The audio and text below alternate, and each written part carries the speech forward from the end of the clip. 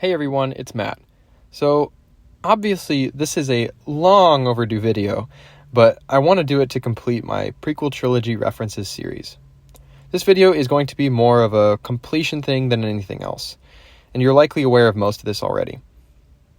The Rise of Skywalker is more heavy-handed with Prequel Trilogy references than its two predecessors. It's a departure from the tone of The Force Awakens, which minimized references to the Prequel Trilogy because Disney initially wanted to distance themselves from the Prequel Trilogy. As I predicted long ago when I first started this channel, Disney would eventually have to incorporate more Prequel Trilogy references as their catalog grew, and they have. JJ always said he wanted to connect all three trilogies with The Rise of Skywalker, and so going into the film's release, we knew that it was going to have some Prequel Trilogy references. But what are they? Well, The Rise of Skywalker wastes literally no time in referencing the Prequel Trilogy. Kylo Ren visits Mustafar in the opening scene of the film and was identified by the corresponding visual guide. This reference is hard to get just watching the movie, as Mustafar is covered in trees and ash. This version of Mustafar, however, though, is in recovery from years of darkness and swells of molten rock. Kylo Ren uses the Sith Wayfinder he retrieved on Mustafar to find Palpatine on Exegol. There, Palpatine reiterates his famous quote from Revenge of the Sith when discussing the ability to transfer his consciousness into a cloned body. The dark side of the Force is a pathway to many abilities some consider to be unnatural. Later in the film, on Kijimi, when Rey, Poe, and their friends visit Babu Frik, several partially disassembled battle droids are visible amongst the shelves.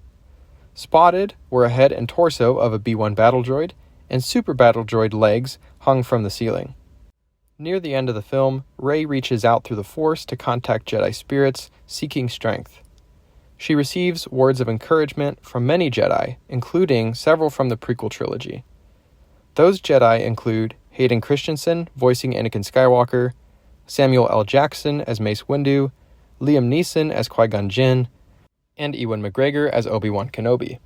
Other prequel-era Jedi to make voice appearances are Ashley Eckstein as Ahsoka Tano, Jennifer Hale as Ayla Secura, Angelique Perrin as Adi Gallia, and Olivia d'Abo as Luminara Unduli.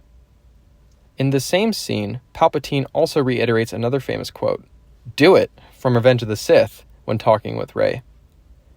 There are a few other loose references too, such as the opening crawl mentioning Phantom when describing the Emperor. The whole cloning plotline is a loose reference to the cloning that became the namesake of the Clone Wars.